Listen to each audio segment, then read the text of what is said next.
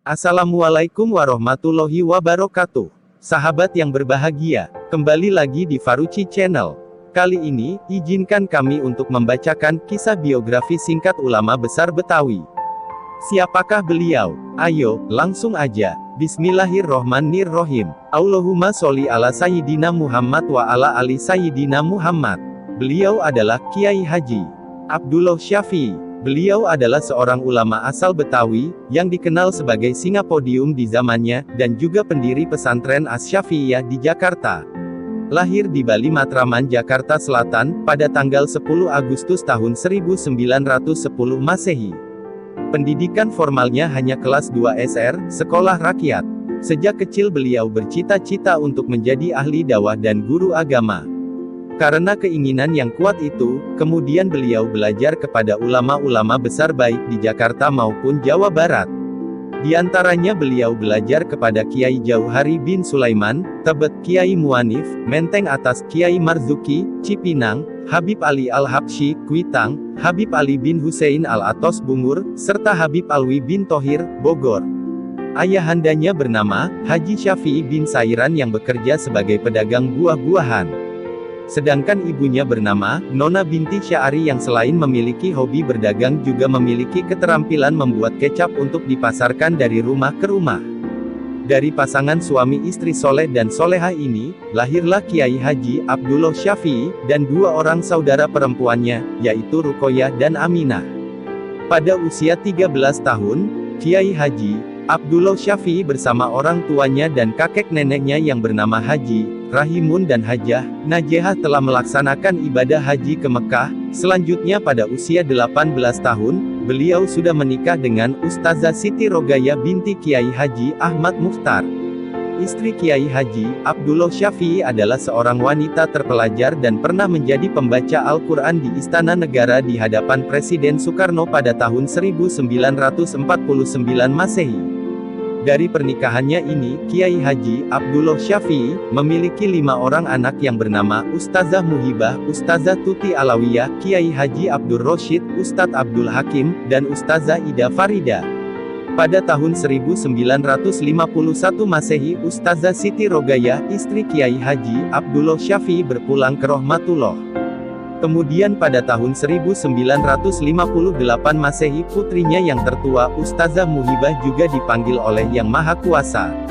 Terdorong oleh kebutuhan teman pendamping dalam rangka memperjuangkan cita-citanya untuk memajukan masyarakat, maka atas restu dari keluarganya, beliau menikah lagi dengan seorang gadis yang bernama Ustazah Salamah.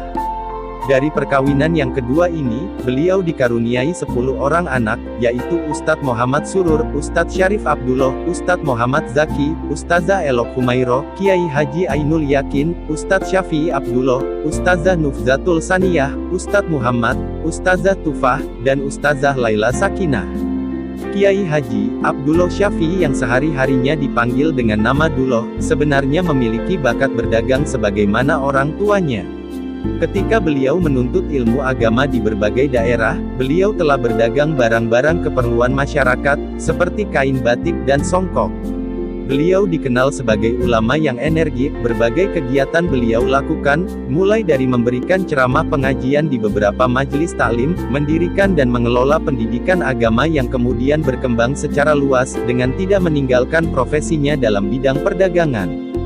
Bersepeda Jakarta Bogor demi menimba ilmu. Pendidikan Kiai Haji Abdullah Syafi'i dimulai dengan memasuki sekolah rakyat SR, hanya selama 2 tahun. Setelah itu beliau belajar dari satu ustadz ke ustadz yang lain, dari satu habib ke habib yang lain. Ayahnya memberikan sarana dan fasilitas yang berupa sepeda yang pada saat itu tergolong barang yang mewah. Dengan sepeda beliau mendatangi guru-gurunya untuk mempelajari agama Islam. Bahkan beliau pernah belajar ke seorang guru yang berada di Bogor, Habib Alwi bin Thohir, yang jaraknya puluhan kilometer dari Jakarta dengan mengendarai sepeda. Di antara ulama yang pernah menjadi gurunya adalah Mualim Amin dan Mualim Musyonif dalam bidang nahwu, Kiai Haji Abdul Majid, Guru Majid, dan Kiai Haji Ahmad Marzuki, Guru Marzuki, dalam bidang fikih, Habib Alwi Al-Haddad dalam bidang tasawuf, tafsir dan ilmu pidato, Habib Salim bin Jindan Otista, Jatinegara, di dalam bidang ilmu hadis, Guru Mansur Jembatan 5, dalam bidang falak, dan Habib Ali Al-Habsyi Kuitang. Saat belajar kepada Habib Ali Al-Habsyi, beliau bersama Kiai Haji Fatullah Harun dan Kiai Haji Thohir Rohili atau Hiriyah, dipersaudarakan oleh Habib Ali dengan putranya, Habib Muhammad Al-Habsyi. Dari Kiai Haji Abdullah Syafi'i dan Kiai Haji Thohir Rohili berdiri dan berkembang pesat Majelis Taklim Asy-Syafi'iyah dan At-Thohiriyah. Sedangkan Kiai Haji Fatullah Harun menjadi ulama Betawi terkenal di Malaysia dan menjadi imam besar di Masjid Negara Kuala Lumpur, Malaysia. Hal tersebut menunjukkan bahwa cara belajar yang digunakan Kiai Haji Abdullah Syafi'i adalah rihlah ilmiah yang di dalam dunia Islam sudah lama dikenal. Di antara cara belajar yang digunakan Kiai Haji Abdullah Syafi'i adalah bahwa pada setiap hari tidak kurang dari 4 jam, beliau pergunakan untuk membaca kitab yang dilanjutkan dengan membuat catatan yang berupa intisari dari kitab yang dibacanya itu. Catatan riwayat hidupnya mengatakan, bahwa pada menit terakhir beliau akan berpulang ke rahmatullah, beliau meminta kepada putra-putrinya agar selalu membaca sebuah kitab. Salah seorang putranya, Kiai Haji Abdul Rosyid mengatakan, bahwa Kiai Haji Abdullah Syafi'i memiliki semangat menuntut ilmu yang tinggi dan pembaca yang kuat, bahkan sebelum beliau berpulang ke rahmatullah masih sempat meninggalkan sebuah kitab untuk dibaca.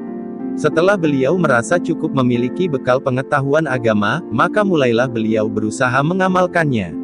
Pada usia yang tergolong muda, yaitu usia 18 tahun, beliau telah mendirikan madrasah yang bertempat di tanah wakaf seluas 8.000 meter persegi, yang diberikan oleh ayahnya di Kampung Bali Matraman, Jakarta. Awalnya didirikan madrasah Islamiyah yang akhirnya berganti nama Perguruan Asy-Syafi'iyah. Lalu di usia 23 tahun atau pada tahun 1933 Masehi, beliau mendirikan Masjid Al-Barkah. Dalam perkembangannya Masjid Al-Barkah digunakan sebagai tempat pengajian yang selanjutnya berkembang pesat sehingga membuat cabang di Kebon Jeruk Jakarta Barat, Pejaten Jakarta Selatan dan Bekasi Jawa Barat. Kiai Haji Abdullah Syafi'i mempunyai semangat dan dorongan untuk mendirikan madrasah berdasarkan pertimbangan sebagai berikut. Pertama, beliau melihat bahwa bangsa Indonesia, terutama etnis Betawi masih banyak yang bodoh, sehingga secara sosial ia terpinggirkan. Kedua, untuk kalangan masyarakat Betawi, madrasah lebih diminati ketimbang pesantren. Ketiga, masyarakat Betawi yang umumnya beragama Islam yang taat lebih memilih madrasah daripada masuk sekolah Belanda. Keempat, berdirinya madrasah pada waktu itu dapat dinilai sebagai respons dari adanya modernisasi yang terjadi di Batavia serta pengaruh dari Timur Tengah, Hadramaut dan Mesir. Kelima, sebagai orang yang dibesarkan di kalangan komunitas Betawi yang religius dan agamis, tentu saja Kiai Haji Abdullah Syafi'i lebih memilih lembaga pendidikan yang bernuansa Islami. Sehubungan dengan keberhasilannya dalam bidang pendidikan ini, pada usia 21 tahun beliau mendapatkan sertifikat atau beslit dari Racen Skaf, sebagai pengakuan bahwa beliau layak untuk menjadi pendidik. Di madrasah yang dimilikinya, beliau bersama istrinya, Ustazah Rogayah, mengajarkan ilmu agama, seperti ilmu tauhid, ilmu fikih, ilmu akhlak dan ilmu-ilmu agama lainnya. Seiring dengan perkembangan pengajian, madrasah diniyah pun ikut berkembang. Pada tahun 1957 Masehi, didirikan Madrasah Sanawiyah, MTS, Raudatul Atfal pada tahun 1969 Masehi. Setahun kemudian pada 1970 Masehi didirikan Sekolah Dasar SD, Sekolah Lanjutan Tingkat Pertama SLTP, hingga Sekolah Lanjutan Tingkat Atas SLTA. Pengembangan lembaga pendidikan formal ini tidak hanya di Bali Matraman tetapi juga di Jatiwaringin.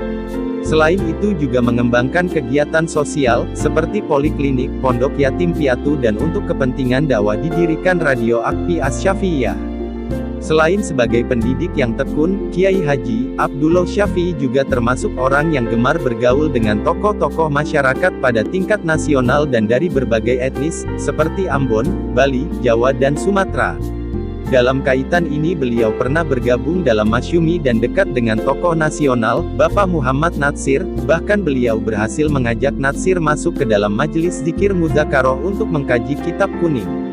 Setelah Masyumi bubar, Kiai Haji Abdullah Syafi'i tidak lagi berkiprah dalam bidang politik, melainkan lebih mengabdikan dirinya untuk pendidikan dan Majelis Ulama Indonesia hingga beliau menjadi Ketua 1 MUI Pusat.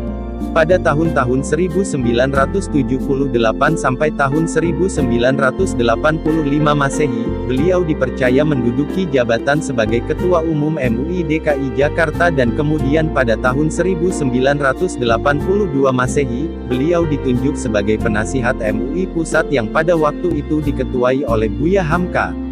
Dalam kedudukannya sebagai Ketua MUI DKI Jakarta ini ia menjalin hubungan baik dengan Bapak Ali Sadikin, Gubernur DKI Jakarta. Kendati dekat dengan Gubernur, beliau tetap bersikap kritis terhadap berbagai kebijakan pemerintah DKI Jakarta.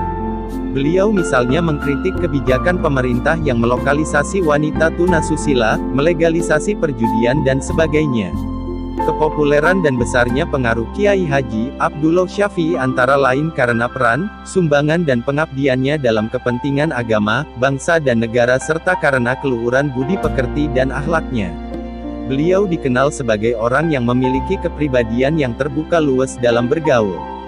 Karena sifat ini beliau memiliki hubungan yang luas dengan hampir seluruh lapisan masyarakat, mulai dari pejabat tinggi pemerintahan, pejabat militer, ulama besar, tokoh pimpinan organisasi politik, bahkan pada masyarakat yang paling rendah seperti dengan karyawannya, tukang-tukang batu, yatim piatu, wanita-wanita jompo yang miskin dan sebagainya.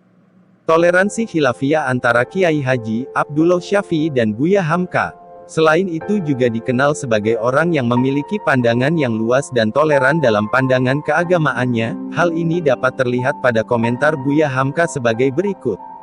Berkata Buya Hamka, ketika saya, Kiai Haji Hasan Basri serta Kiai, sama-sama pergi ke Yogyakarta, sebagai basisnya Muhammadiyah, di sana kami melaksanakan sholat Jumat yang khotibnya Kiai Haji Hasan Basri. Sebagaimana tradisi di masjid-masjid Yogyakarta pada umumnya, bahwa setelah azan, khotib langsung berdiri menyampaikan khutbah, tanpa ada sholat qobliyah dan azan kedua seperti yang dijumpai di Masjid Al-Barkah Bali Matraman yang dipimpin Kiai Haji Abdullah Syafi'i. Ternyata Pak Kiai mengikuti jamaah lain. Beliau tidak melakukan sholat sunnah qobliyah. Selanjutnya Kiai Haji Abdullah Syafi'i juga dikenal sebagai ulama yang tawadu, dirinya berasal dari orang pinggiran. Namun beliau tidak merasa canggung untuk berdialog dan bertukar pikiran dengan semua lapisan masyarakat, baik dengan kaum awam maupun dengan kaum cendekiawan. Ketelitian dan rasa hematnya merupakan sifat lainnya yang dijumpai oleh Kiai Haji Abdullah Syafi'i. Menurut salah seorang muridnya, bahwa Kiai Haji Abdullah Syafi'i kerap kali memiliki ide untuk membangun pendidikan Islam. Saat pembangunan tempat pendidikan dan ibadah, beliau tidak pernah berhenti mengawasi pembangunan yang dilakukannya. Beliau selalu mengawasi para pekerja pembangunan dan selalu teliti dan hemat terhadap bahan-bahan bangunan yang tersisa untuk selalu dimanfaatkan untuk gedung yang sedang dibangun. Para tamu Kiai Haji Abdullah Syafi'i sering kali diajak berkeliling melihat hasil atau proses pembangunan. Pada saat itu tidak jarang beliau memungut kayu yang tercecer. Beliau akan tegas kepada mandor atau tukang bila menyia-nyiakan sisa semen atau potongan kayu. Kiai Haji Abdullah Syafi'i juga dikenal sebagai sosok yang memiliki kepedulian sosial yang tinggi.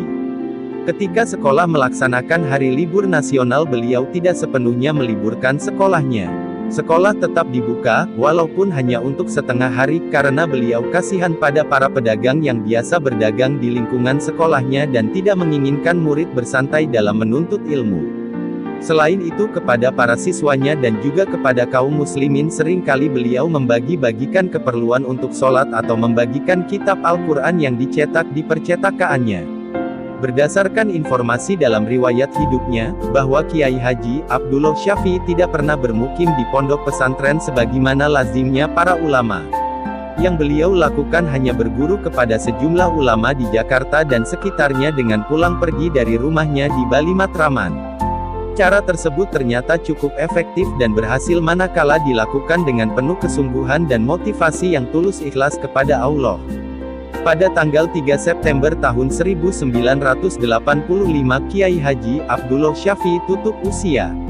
Karena demikian besarnya peran dan jasa yang telah diberikannya, maka ketika beliau berpulang ke rahmatullah banyak sekali ucapan belasungkawa dan komentar yang diberikan dari berbagai kalangan. Beliau mendapatkan ucapan belasungkawa dari Presiden Soeharto. Sementara itu MUI Pusat mengajak seluruh kaum muslimin untuk melakukan sholat goib. Ratusan ribu jamaah pengiring jenazahnya berurai air mata. Ratusan ribu masyarakat mengantar jenazahnya dengan berjalan kaki lebih dari 14 km, menuju peristirahatan terakhir. Rasa kehilangan selalu mengiringi kepergian para ulama di masyarakat. Wafatnya seorang ulama, berbeda dengan kematian orang biasa. Kepergian ulama sama dengan hilangnya kebaikan yang tak sedikit dari dunia ini. Sebagaimana hadits Rasulullah, sesungguhnya Allah tidak akan mencabut ilmu sekaligus dari manusia, tapi Allah akan mencabut ilmu melalui mencabut nyawa para ulamanya. Sampai bila tak tersisa lagi seorang ulama, manusia pun akan mengangkat orang-orang bodoh sebagai pemimpin. Ya Allah, jadikan kami orang yang mencintai orang soleh, dan jadikanlah orang soleh mencintai kami, dan kumpulkanlah kami semua dengan orang soleh, amin. Terima kasih telah menyimak informasi ini, semoga dapat menambah pengetahuan kita semua. Sampai jumpa di video selanjutnya.